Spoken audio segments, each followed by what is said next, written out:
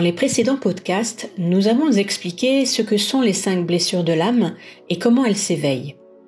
Ils vous ont sans doute incité à débuter une profonde introspection sur vous-même et celle-ci vous a permis de mieux vous connaître, de mieux comprendre vos réactions, vos comportements, votre passé et ainsi de vous apporter écoute, compréhension, amour, tolérance et bienveillance. Dans ce dernier podcast, vous allez découvrir les étapes et les outils que propose Lise Bourbeau pour emprunter le chemin de la guérison de ces blessures émotionnelles. Rappelez-vous qu'il est important de ne pas vous enfermer dans une blessure pour justifier, voire excuser vos comportements à travers elle, car sinon vous ne grandirez pas. Mais au contraire, d'utiliser les informations qui vont suivre pour mieux comprendre vos souffrances afin de les guérir et d'avancer plus sereinement sur votre chemin. Souvenez-vous également que ceci est le fruit du travail de Lise Bourbeau qui propose une méthode pour régler vos souffrances, mais que vous devez faire preuve de bon sens, d'autonomie, de curiosité et garder votre propre libre arbitre. Pour commencer, il est important de rappeler que ces podcasts sur les 5 blessures de l'âme mettent en avant les réflexions, les recherches et les expériences de Lise Bourbeau. Dans son livre sur les 5 blessures, elle rend hommage aux nombreux chercheurs qui n'ont pas hésité à oser rendre public le fruit de leurs recherches et synthèses, malgré la controverse et le scepticisme que celles-ci suscitaient à leur époque. Elle remercie tout d'abord Sigmund Freud, neurologue autrichien et fondateur de la psychanalyse, pour sa découverte monumentale de l'inconscient et pour avoir osé affirmer que le physique pouvait avoir un lien avec les dimensions émotionnelles et mentales de l'être humain. Puis vient le tour de l'un de ses élèves, Wilhelm Reich, médecin et psychanalyste autrichien, qui établit le lien entre la psychologie et la physiologie, en prouvant que les névroses affectent non seulement le mental, mais aussi le corps physique. Après cela, elle met en avant 2 élèves de Reich, John C. Pierrakos, psychiatre américain, et Alexander Lowen, psychothérapeute américain.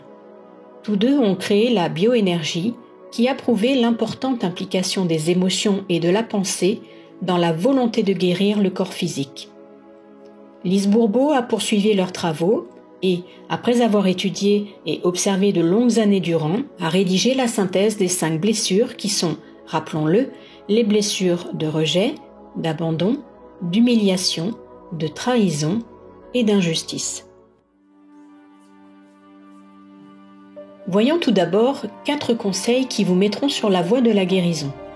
Ils seront suivis d'étapes et d'outils que vous devrez apprendre à mettre en application pour atténuer vos douleurs par vous-même. Quelquefois, l'aide supplémentaire d'un thérapeute sera la bienvenue.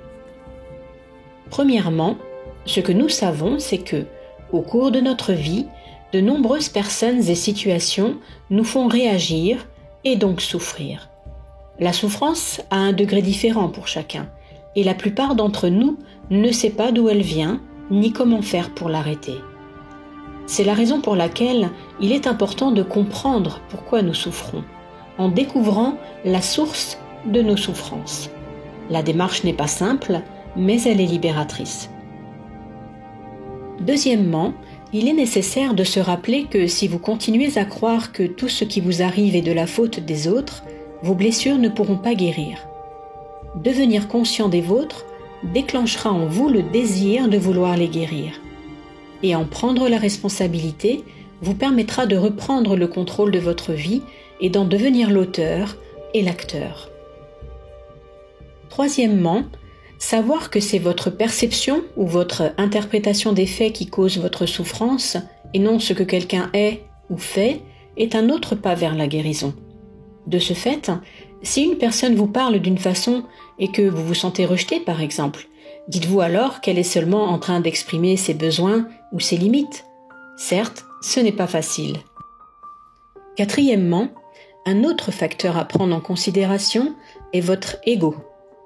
Comme nous l'avons déjà vu, celui-ci vous convainc qu'il vous aide à moins souffrir en vous incitant à porter un masque, un comportement, pour vous éviter de sentir la souffrance engendrée par une blessure.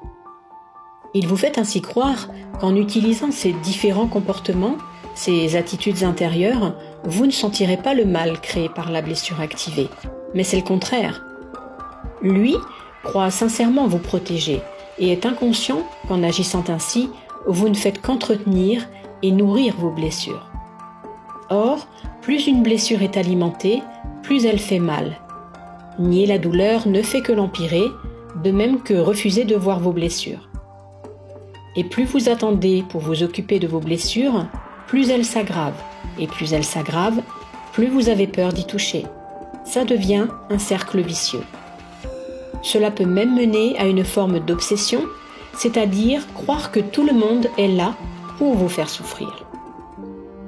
Par exemple, la personne très rigide verra de l'injustice partout et deviendra d'un perfectionnisme excessif. La personne très fuyante, quant à elle, se sentira rejetée par tous et se convaincra que plus personne ne peut l'aimer. Entrons maintenant dans le vif du sujet. La première étape pour guérir une blessure intérieure, selon Lise Bourbeau, consiste à la reconnaître. L'avantage à reconnaître votre blessure est que vous regardez enfin au bon endroit. Reconnaître ce qui se passe en vous et devenir conscient du masque que vous portez est très important. Chaque masque est justement là pour vous indiquer que vous vous empêchez d'être vous-même parce que vous ne vous aimez pas assez. Tous les comportements associés à chacun des masques représentent des réactions et non des comportements basés sur l'amour de soi. Souvenez-vous qu'aussitôt que le masque est en place, vous n'êtes plus vous-même. Vous adoptez plutôt le comportement relié au masque porté. L'idéal est donc d'arriver à reconnaître rapidement le masque que vous venez de mettre afin d'identifier la blessure que vous essayez de cacher. Votre blessure a donc besoin d'être reconnue pour guérir. La seconde étape pour guérir une blessure émotionnelle consiste à l'aimer. Aimer une blessure, c'est accepter de vous voir à travers elle un instant, pour des raisons spécifiques, et surtout dans le but de vous aider. Votre blessure a donc également besoin d'être aimée et non rejetée pour guérir. La troisième étape pour guérir une blessure profonde consiste à l'accepter. Accepter inconditionnellement cette blessure et le masque que vous avez permis à votre ego de créer pour la cacher et éviter de souffrir. Vous pouvez l'accepter sans pour autant être d'accord avec le fait qu'elle soit là. Apprendre à l'accepter va sans doute être un véritable challenge. Mais que signifie accepter une blessure ? Accepter une blessure signifie la regarder, l'observer, tout en sachant qu'avoir encore des choses à régler fait partie de l'expérience d'être humain. Et ce n'est pas parce que quelque chose vous fait encore mal que vous êtes une mauvaise personne. Avoir été capable de vous créer un masque pour ne pas souffrir a été un acte héroïque, une démarche d'amour envers vous-même. Ce masque vous a aidé à survivre et à vous adapter à votre environnement familial. Aujourd'hui, il est important de comprendre que vos façons de penser, de sentir, de parler et d'agir, reliées à chaque blessure, indiquent une réaction à ce qui se passe dans votre vie. Or, une personne en réaction n'est pas centrée, ni dans son cœur, et ne peut pas être bien ou heureuse.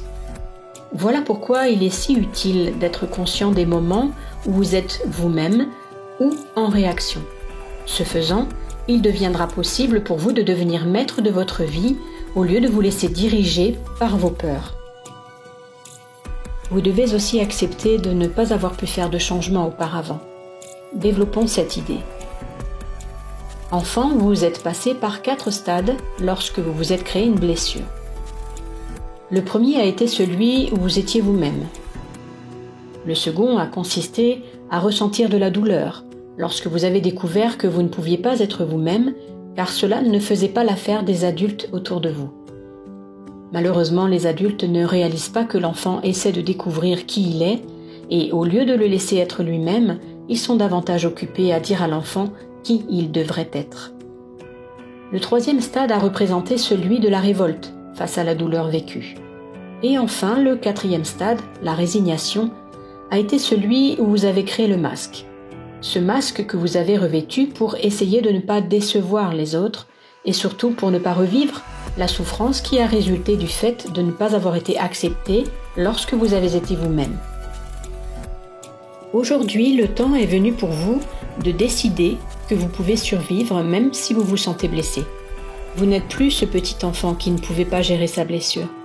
Vous êtes maintenant un adulte, avec plus d'expérience et plus de maturité, avec une vision différente sur la vie et qui a l'intention dorénavant de s'aimer davantage. Décidez de ne plus créer de masque. N'opposez plus de résistance à accepter votre responsabilité et n'accusez plus les autres de vos souffrances. Il est normal pour tout être humain de résister lorsqu'il découvre des aspects de lui qu'il n'aime pas, mais donnez-vous le droit d'avoir souffert et d'en avoir voulu à l'un de vos parents ou aux deux. Redevenez vous-même et cessez de croire que vous avez besoin de porter un masque pour vous protéger. Acceptez que la vie soit remplie d'expériences qui servent à vous apprendre ce qui est bénéfique et bon pour vous et qui vous aident à apprendre à vous aimer. Vous aimer signifie vous donner le droit d'être tel que vous êtes et vous accepter. Pour atteindre cette troisième étape plus rapidement, vous pourriez noter dans un cahier, chaque fin de journée, le masque qui a pris le dessus en vous faisant réagir lors de telles situations ou en vous dictant votre conduite avec les autres ou vous-même. Prenez ensuite le temps d'écrire vos observations, sans oublier surtout d'inscrire comment vous vous êtes senti. Puis, dialoguez avec votre ego et remerciez-le de vouloir vous protéger. Dites-lui que vous reprenez les rênes. Cela vous recentrera dans votre cœur et vous redonnera le pouvoir. Il est toutefois très important de vous permettre de prendre le temps nécessaire pour guérir. Lorsque vous arriverez à vous dire régulièrement « Voilà, j'ai mis tel masque, c'est pour cette raison que j'ai réagi de telle façon », alors votre guérison sera bien avancée. Vous aurez compris que vous êtes un humain, que vous devez accepter d'en assumer les conséquences quelles qu'elles soient. Cette notion de responsabilité est primordiale pour vous accepter véritablement. Le fait d'être humain signifie que vous ne pouvez pas plaire à tout le monde et que vous avez le droit d'avoir certaines réactions humaines qui peuvent déplaire. Acceptez-vous sans vous juger ni vous critiquer. L'acceptation a un grand pouvoir alors que l'ego nous empêche de guérir nos blessures. L'acceptation est donc l'un des éléments déclencheurs pour mettre en marche la guérison. La quatrième étape pour guérir une blessure d'enfance consiste à pardonner. Vous pardonnez à vous-même, mais également à vos parents. Vous pardonnez en vous donnant le droit d'avoir utilisé un masque, pensant alors que c'était le seul moyen de vous protéger. Faites preuve de compassion envers l'enfant que vous étiez et aussi envers la propre souffrance de vos parents. Les blessures ne pourront être guéries qu'avec un pardon véritable envers vous et envers vos parents. En conclusion, la volonté et la décision de guérir vos blessures sont les premiers pas vers la compassion, la patience et la tolérance envers vous-même. Et ces qualités sont des cadeaux que vous apportera ce cheminement vers la guérison. Vous avez d'ailleurs déjà commencé à en bénéficier, car le fait d'avoir découvert ces 5 blessures vous a permis de mieux comprendre vos proches également et de devenir plus tolérant envers eux. N'oubliez pas que pour expérimenter des changements concrets et favorables, vous devez décider de faire des actions différentes dans votre quotidien. Exprimez clairement ce que vous ressentez ou désirez. Soyez vrai avec vous-même et les autres.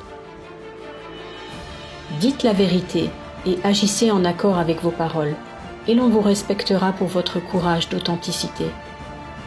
Autorisez-vous à être faible certaines fois, sans vous juger ni vous critiquer, et vous serez plus compatissant envers ceux qui le sont aussi parfois. Soyez dans votre cœur, centré, et non toujours dans votre mental. Cela vous permettra d'avoir une vue d'ensemble et ainsi d'observer les situations et les personnes avec un nouveau regard. De ce fait, vous ne réagirez plus à la moindre parole ou action des autres.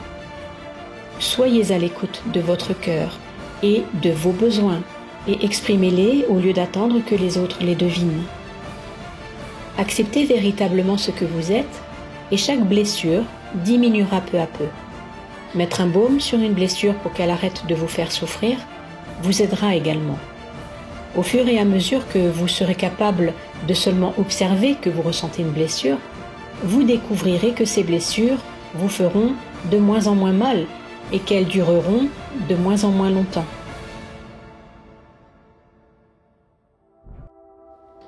Ainsi, vous qui souffrez de la blessure de rejet, pensant ne rien valoir, fuyant toute situation ou personne qui hausse le ton ou devient agressive avant de paniquer, étant solitaire mais ayant besoin d'appartenance, vous parviendrez à vous affirmer et à prendre votre place. Vous vous donnerez enfin le droit d'exister. Vous qui vivez la blessure d'abandon, qui pensez avoir besoin des autres, qui êtes dépendant, dont la peur inconsciente est la solitude, car vous avez besoin d'attention, vous deviendrez autonome et aimerez la solitude. Vous reconnaîtrez enfin votre force. Vous qui vous voyez avec la blessure d'humiliation, qui croyez être indigne, vous qui vous sacrifiez bien souvent, qui êtes dévoué, dont la peur est de goûter à la liberté et qui avez besoin de développer l'estime de soi, vous apprendrez à respecter vos besoins et vous vous autoriserez à vous faire plaisir sans culpabiliser. Vous écouterez vos propres désirs, ne vous imposerez plus d'obligations et vous permettrez le plaisir d'être sensuel. Vous qui dites souffrir de la blessure de trahison, qui pensez ne pas pouvoir faire confiance, qui contrôlez tout, qui avez peur de la séparation, de la dissociation, vous qui avez besoin de développer la confiance, vous lâcherez vos attentes, vous ne serez plus méfiant et vous ferez confiance. Vous n'aurez plus peur de perdre le contrôle, d'être jugé de faible et de perdre la confiance des autres en vous. Vous vous permettrez d'être vulnérable. Enfin, vous qui vous reconnaissez dans la blessure d'injustice, qui êtes exigeant, perfectionniste et rigide, qui pensez devoir être parfait et dont la peur est la froideur des autres envers vous, mais dont la liberté est le besoin fondamental, vous vous autoriserez le droit à l'erreur.